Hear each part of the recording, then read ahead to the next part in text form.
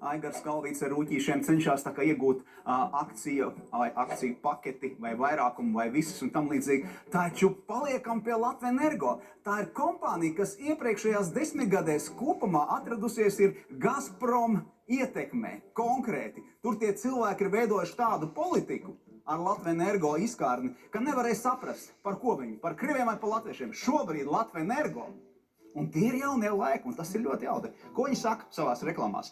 Tavs dabasgāzes līgums pauž tavu nostāju. Par ko ir stāsts? Lūk, par ko, un viņi to liek savās grafikos, savās reklāmās.